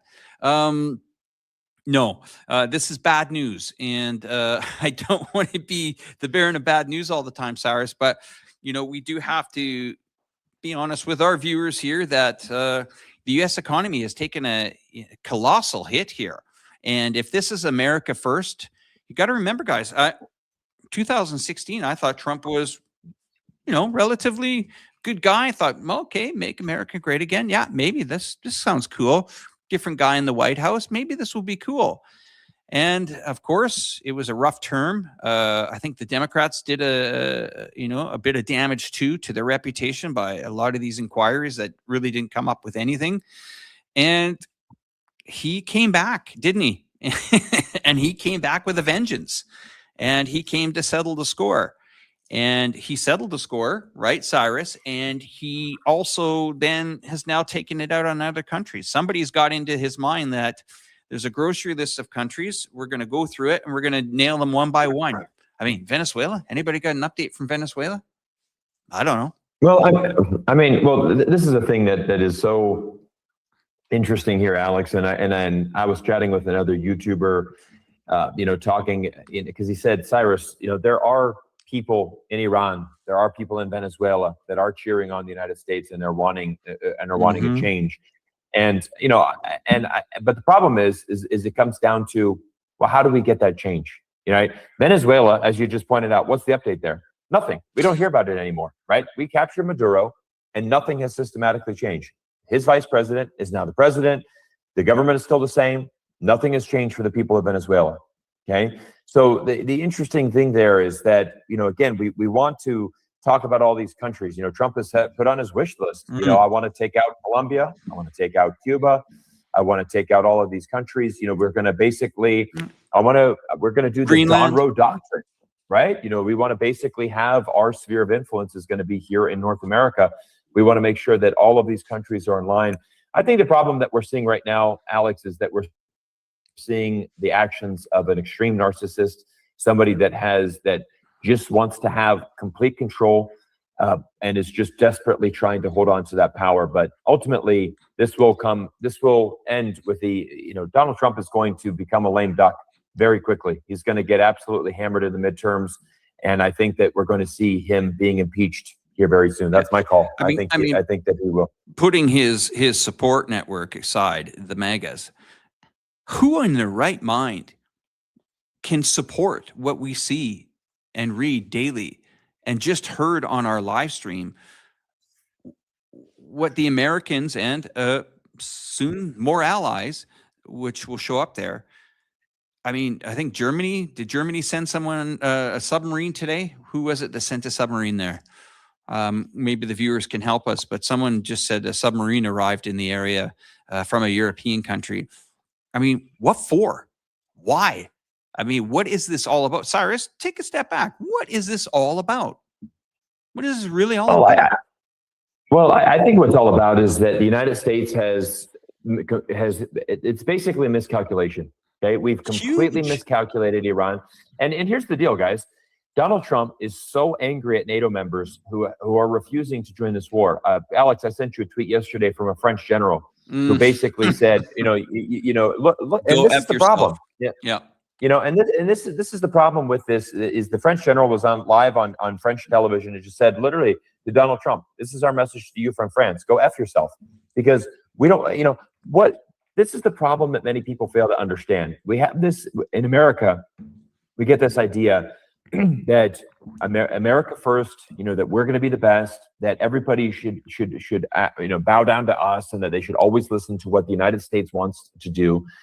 But the issue is that if you do not have any allies in the world, it's a very lonely place. You need allies, right? You have to have allies. And, you know, I go to China, I look at the incredible Belt and Road Initiative, I look at their partnerships, top trading partner to 120 countries around the world.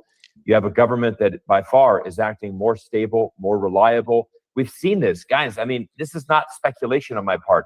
We've seen the United Kingdom, Canada, Finland, Ireland, South Korea, all of these countries that are considered United States allies going to Beijing, meeting with Xi Jinping, signing record trade deals to start 2026 off. Because why? Because the United States is unstable right now. It's unreliable. And that, I mean, you know, Alex, you and I are both Canadian as well. The issue here, Alex, you know, is we have Mark Carney saying, look, it's time for the middle powers to rise up. He took a direct shot at Donald Trump, and everyone is thinking, you know, a lot of people in Canada were outraged. How could you say this, right? You know, we should be trading with the United States. Obviously, Canada still trades with the United States. They're not going to stop trade. It's an incredibly important trade relationship. The conservative, what is his name? Olivier. Pierre Olivier. Pierre Olivier. Yeah, he was just on the Joe Rogan show, and he had a phenomenal interview with Joe Rogan, and he really talked about why the tariffs don't work, why better trade is a win-win for both the United States and Canada. It was a fantastic interview on the Joe Rogan show, and props to Joe Rogan for getting him on his show and really educating more Americans on the importance of a good relationship with Canada. You know, the U.S. and Canada are like brothers. You know, they're going to continue to trade.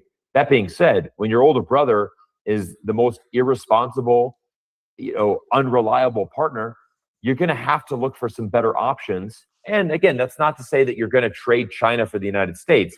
You're just trying to diversify, which we go back to Alex. This is really what BRICS is all about, right? Let's have some better allies. You know, let's look at India. India, you know, has, for the last 4 years, India has bought a tremendous amount of Russian oil. Why wouldn't you? It's a discount. You know, for the last few years, it's been a great discount. India is the fastest growing economy in the world right now. It has to have oil to power its economy. You know, that Modi, he just said, look, we're not getting into, you know, we're not trying to pick sides here, right? Like, we want to do business with the United States. We want to trade. That's perfectly fine. That being said, you know, we're going to continue having a relationship with Russia, much like the United States does. Friendly reminder to our guests out there, the United States still buying a tremendous amount of uranium from Russia throughout this entire conflict. Because why? We need uranium. And this is kind of what ultimately comes down to my main point that I make in a lot of my videos, is that we live in a global economy, guys. It is not, why do we want to go back to the 1700s where trade is not as robust and we rely everything domestically? You know, I want to have a better partnership with China. I was just in Barcelona, Spain, attending the Mobile World Congress. This is the largest tech event in Europe. Chinese tech was everywhere. Over 30% of the exhibitors at that booth in Europe came from mainland China. Tremendous amount of technology coming from Alibaba, from ZTE, from obviously Huawei, from huge Chinese companies that have a massive presence around the world. Alex, you go to the Canton Fair, you make incredible videos showcasing this. Why would you not want to be trading with countries like China? So again, I see, as a U.S. citizen that is concerned about his country, I just see that Donald Trump has made a strategic error. He has tried everything. Him and his team has done everything they can to try to spin this in the most effective way. Again, you saw that tweet that we shared to the professor. We have obliterated Iran. We're basically weeks ahead of schedule. Everything's going grand. Well, if it's going grand, then why did the F-35 get hit? Why did Diego Garcia, one of the most strategic military bases of the United States, in the Indian Ocean, how did it get hit by a missile from over 4,000 kilometers away? And why is the Strait of Hormuz not opening up? Why is America's NATO allies not coming to the charge? Because why would we? You've insulted us, and now you're demanding us to come help you? It's going to be an interesting 48 hours. Well, now I guess there's a countdown clock from when Trump put out his Truth Social posting that basically said, Iran, you got 48 hours to open it up. Oh, okay, Don. We'll get right on that. No problem. And then the tweet after that was, we're going to bring ICE agents into all the airports. Wow, what a great way to stimulate your travel and tourism in your country. Every American must have been hit financially by the current administration. If you're in import-export, of course you're hit financially for billions. Even though the Supreme Court says, give you your money back that you paid for the tariffs, they're not going to do it, okay? If you're in travel and tourism, you've been hit. If you're in the Carnival cruise or in the cruise business, you've been hit. If you're in the financial market, yep, you've been hit. The gas pump, you've been hit. Food, grocery stores, you've been hit. Yeah, America first, huh, guys? Really? And well, you're just hit for, I think, a $200 billion extra credit for the Pentagon to stock up the shelves with more military industrial complex hardware that will be shipping to a country near you. And now, I guess one of the most desperate people on the world right now would be Zelensky. He's lost his limelight in global media. What does that guy do now? I mean, that war, I think that war is going to wrap up the way the Americans probably didn't think. They thought victory was maybe there. They spent a lot of money going into the Ukraine and supporting it. And for what? A war that they should not have been involved with. They say, well, our boots aren't on the ground. Well, no, your missiles are falling from the sky. So yeah, you are in it. And I don't know, maybe they have the appetite to threaten and take Greenland. You know, I laughed when they said that Trump said that Canada should be the 51st state of America. Starting to believe it now that he might actually do something that crazy. But definitely if I'm a Cuban, I would be very worried as well. Oh, well, anyway, it's been a great live stream, Cyrus, but fantastic. Thank you. Yeah, absolutely. Everybody, I just want to say thank you all for your incredible support. This was an important live stream that we're able to do. Moving forward on the channel, we're going to be continuing to bring as many interviews as possible, more live streams, really trying to get a hold of this situation. I just want to say thanks to everybody for staying here in the chat. We've had some great numbers here turn out, and it's been an amazing time, almost streaming for nearly 2 hours now. But I think it's, we're going to keep covering this because, guys, it affects you. I mean, I made a lot of videos last year about the tariffs and how that they are ineffective. The simple reality is that last year, Alex, that cost the average American household at least $1,000 more for every American household. Just a friendly reminder, 65% of Americans live paycheck to paycheck, guys. You might think $1,000 over a year is not a big deal. When you're living paycheck to paycheck, as Alex has pointed out, it touches every aspect of the economy. Supreme Court struck down those tariffs and have said that they are unconstitutional. There's many things that Donald Trump has simply evaded when we're talking about the Constitution.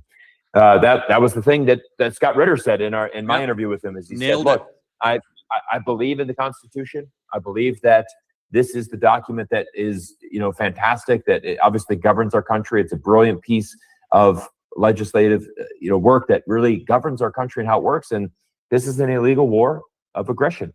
There's nothing, you cannot say anything against that. The United States struck first with the support of Israel on behalf of Israel. We have now gotten ourselves into a pickle where there's not an exit ramp. Whatever you hear from the White House, I think you can essentially assume that it's a lie now, because it's, it has been proven that it's, again, over the last 3 weeks, it's been proven. Everything that has said, I mean, this is what Marandi said earlier for the stream. I know a lot of people have joined in later. Marandi was on for the first 40 minutes of the show, guys. Yeah. So if you're joining now or you've joined in the last 30 minutes or so, you can go back and watch the opening 40 minutes of the show is where Professor Marandi is there. But the issue here, we just see the United States, honestly, if you have to unsanction the oil of a country that you've just launched a war against, that is the definition of a strategic failure. And now you're going to try everything you can desperately to somehow call this a win. Like Professor Marandi said, Alex, we bombed the living daylights out of Yemen. And what happened? Did they win? No, we pulled out. We declared a victory. But just because you declare a victory doesn't mean it's a victory. And here's the key thing. Iran has a say in this. So the United States can pull its forces out. It can retreat. Donald Trump can go to the New York Times or wherever press he wants to. He can go to Truth Social and try to say that America's the best. We've won. We've dominated this. They haven't stopped anything.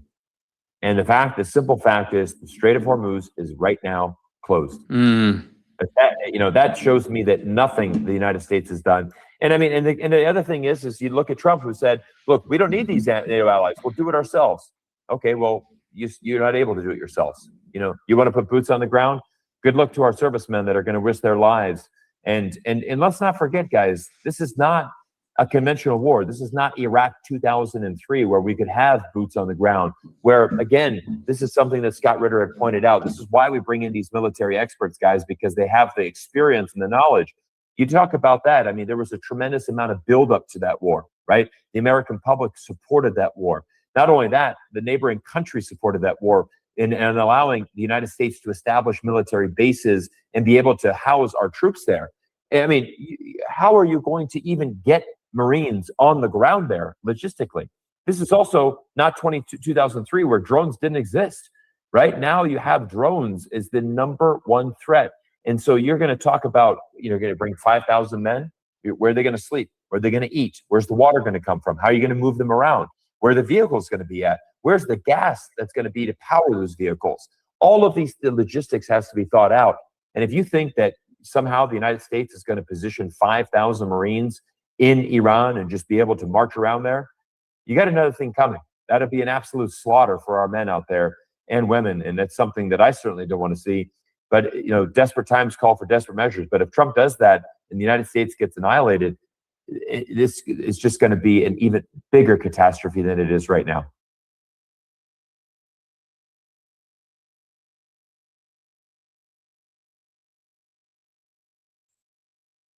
Yeah, Cyrus, can you hear me? No problem.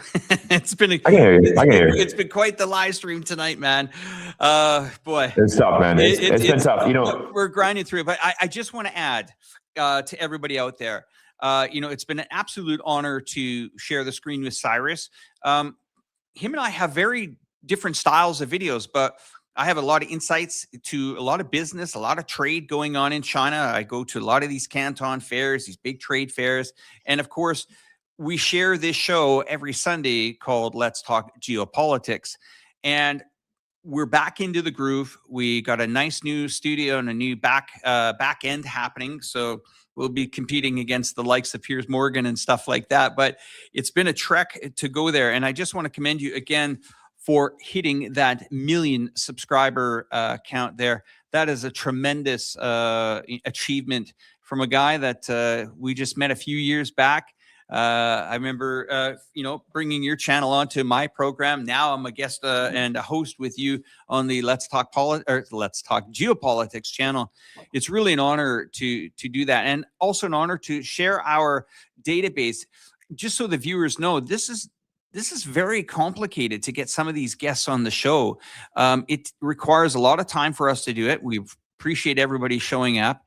And when you watch these videos, don't forget to share them throughout all of your social medias, as well as other people that we commend. We say thanks again to other creators out there, the Patrick Lancasters, Alexander Christoforou, Alexander McCurse of the Duran, Brian Berletic. I mean, there's some other major names out there that have supported this community. But Cyrus, I'm going to hand it back to you. I do have your Shanghai outro queued if you want it, just so you know. Yeah, let's definitely do that. I'll close this out here, Alex. So again, guys, we're going to be doing every Sunday a live stream called Let's Talk Geopolitics, LTG. You're going to see now, just for everybody on the back end, we had audio issues today. We're basically actually had to go to Google Meet because StreamYard, the normal platform that we use for live streams, that does not actually work in Iran. So we had to go to Google Meet. We had to find a way to embed that stream into the StreamYard. We're trying to go through all these back-end logisticals. It's been a little bit of a nightmare, but at the end of the day, we got it done. We brought you the content that we wanted to do. And again, I think the biggest thing that we can do, guys, is we're grateful that we have this platform of YouTube. Alex, thank you for the 1 million subscriber. Congratulations. You deserve it, buddy. To the community. That's just to the community, guys. I mean, that's to every one of you that takes the time to watch our videos, comment, like, share. That's the biggest way that you can help out these channels, is just simply watching the videos and sharing them. That's the #1 way that you guys can support. And then hitting that subscribe button, liking everything. So just really appreciate you guys being here. And you know what? I am actually going to have a 1 million subscriber live stream special next Saturday. So I'm going to have that. I'm going to probably launch that soon. I'm going to at least schedule that so that you guys can see that and bookmark that show. We're going to have a fun show that'll be a little bit different than geopolitics. We're going to talk about YouTube. We're going to talk about the journey. And it's basically just a time where all of us can come and celebrate, because it is a big milestone. It's something that we've worked on very hard, and is, again, it can't be possible. It's not possible without you guys. You are the community, and that is what we've been really creating. So to every one of you that is a subscriber, I just want to say thank you so much. Thank you for being here. Thank you for your incredible support. So we're going to do next weekend, we got a big show. Basically, we're going to do a 1 million subscriber special on my channel to celebrate that. Alex, I'm going to have you in for a segment there, just to kind of bring you in. And then we're going to launch the Let's Talk Geopolitics next Sunday. And that'll just be a consistent weekly show that you guys can schedule every Sunday.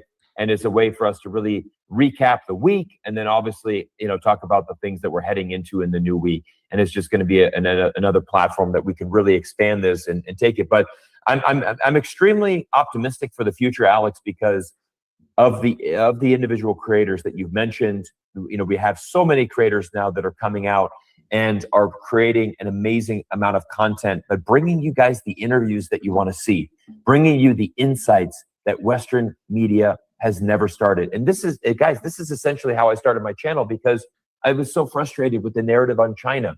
This channel was all about China. If you go back and look at my history, it started off basically exclusively about China. We've expanded into Russia, Ukraine, Israel, Palestine, Iran, all of these other conflicts, because this is what we're talking about. It's Let's Talk Geopolitics. So everybody, I want to say thank you all for being here today. Alex, let's roll that outro, and we'll see everybody next week in our first show. Take care, guys. Bye-bye.